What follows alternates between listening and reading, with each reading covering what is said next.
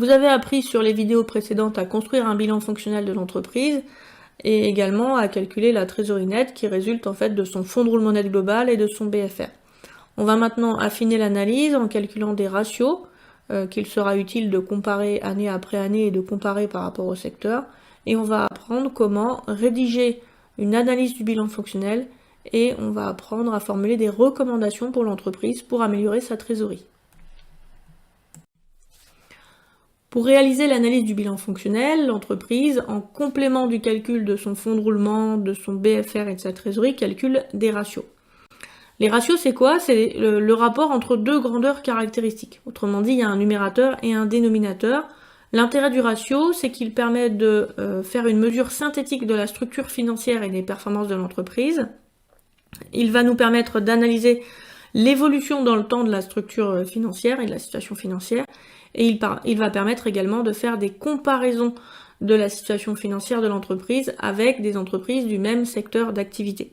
C'est les comparaisons et l'évolution dans le temps en fait qui sont importantes. Donc si je vous illustre un petit peu pourquoi le ratio est important, deux entreprises peuvent avoir le même niveau d'emprunt en euros. Donc par exemple, je prends deux entreprises, elles ont toutes les deux un montant d'emprunt de 100 000 euros.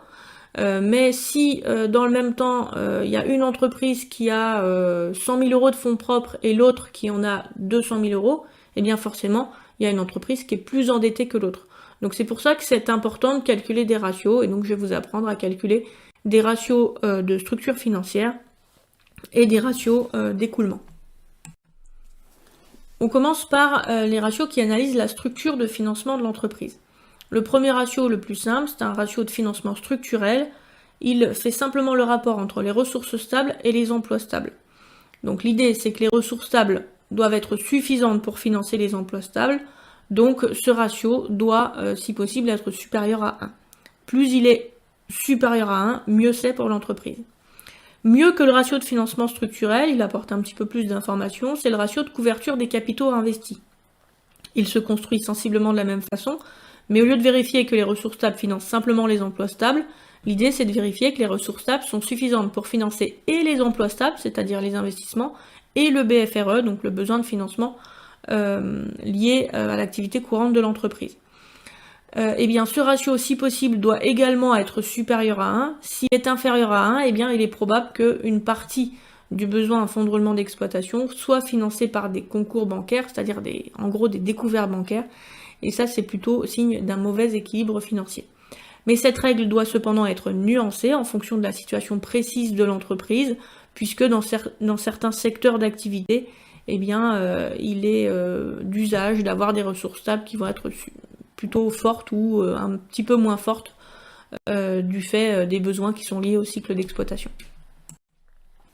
On continue avec un troisième ratio qui porte toujours sur la structure de financement, qui est un ratio d'indépendance financière.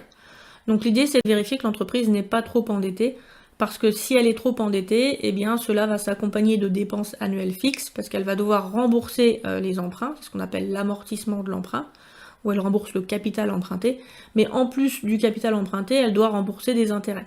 Donc si la conjoncture économique se détériore, l'entreprise risque d'être dans l'incapacité d'assurer le service de sa dette, c'est-à-dire dans l'incapacité de rembourser ses emprunts.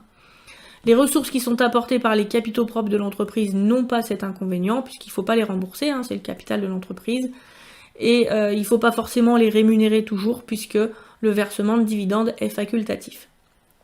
Pour calculer votre taux d'endettement, vous faites le rapport entre les ressources externes de l'entreprise et les ressources internes, c'est-à-dire le rapport entre l'endettement et les ressources propres. Pour calculer votre endettement, vous additionnez les dettes financières stables et vous y réintégrez les concours bancaires courants et soldes créditeurs de banque, et vous divisez par les ressources propres qui correspondent à l'addition des capitaux propres, des amortissements, dépréciations et provisions. Eh bien, ce taux d'endettement doit être, si possible, inférieur à 100%, puisque les banques refusent généralement d'accorder des crédits aux entreprises dont ce taux dépasse 100%. Donc le ratio doit être inférieur à 1. Ça dépend si vous l'exprimez par rapport à 100% ou par rapport à 1. On continue avec des ratios qui portent plutôt sur l'activité, qu'on appelle plus communément des ratios de rotation ou des temps d'écoulement. Pour calculer ces ratios d'activité, on part du principe que le BFRE est normalement fonction du chiffre d'affaires. Donc normalement, Si vous avez des délais moyens de stockage, des délais moyens de règlement client et fournisseurs qui restent constants, eh bien le BFRE devrait rester proportionnel à ce chiffre d'affaires. Eh bien cette proportionnalité, on va la vérifier en calculant le poids du BFRE dans le chiffre d'affaires, exercice après exercice. Donc faites le rapport entre le BFRE et le chiffre d'affaires hors taxe. Ce poids du BFRE peut être exprimé soit en pourcentage du chiffre d'affaires, dans ce cas-là vous faites x 100, soit en jours de chiffre d'affaires, dans ce cas-là vous faites x 360, et vous regardez l'évolution de ce poids entre deux exercices successifs. Si vous constatez que le poids du BFRE dans le chiffre d'affaires a augmenté, cela peut vouloir dire qu'il y a soit une augmentation des décalages de l'actif, donc autrement dit, l'entreprise stocke plus longtemps ou elle accorde plus de délais de paiement à ses clients, ce qui pèse de fait sur le BFRE et donc va peser sur la trésorerie, soit elle a réduit ses décalages au passif, ça veut dire que nos fournisseurs nous accordent en moyenne moins de délais de règlement. Et là aussi, ça a un impact négatif sur la trésorerie. Donc si vous constatez que le poids du BFRE dans le chiffre d'affaires a augmenté, c'est une dégradation, et inversement, s'il a diminué, c'est une amélioration. Le poids de ce BFRE peut également être négatif, puisque si le BFRE est en fait négatif, il constitue une ressource, et dans ce cas-là, vous trouvez un poids qui est négatif, ce qui est une bonne chose, puisque ça veut dire qu'il y a une ressource de financement à court terme. Eh bien, on va maintenant donner le détail de ce poids du BFRE en calculant les temps d'écoulement des stocks, des créances clients et des fournisseurs. Lorsque vous constatez une modification du poids du BFRE, il est souhaitable d'identifier quels sont les éléments responsables de cette évolution.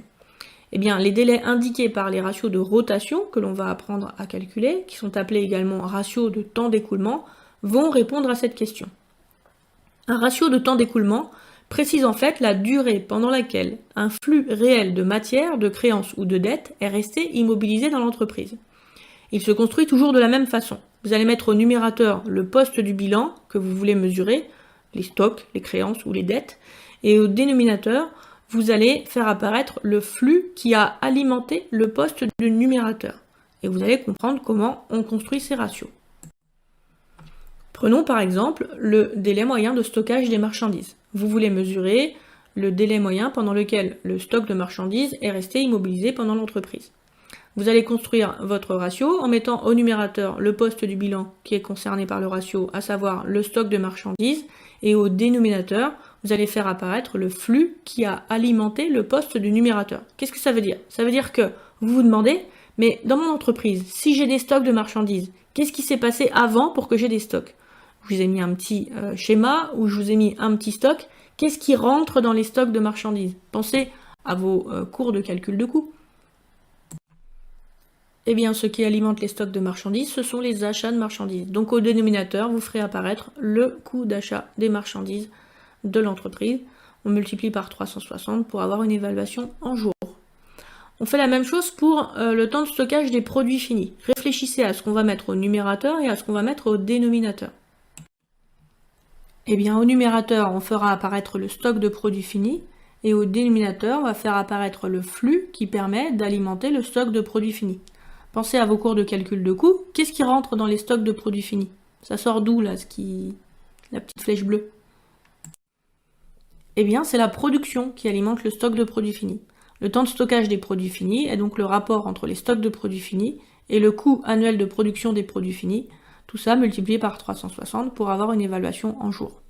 Au niveau de l'analyse de ce délai de stockage, il convient d'avoir le délai de stockage le plus court possible, car plus vous stockez longtemps vos marchandises, vos produits finis ou vos matières premières, plus vous avez dû avancer de l'argent qui reste de fait immobilisé dans l'entreprise.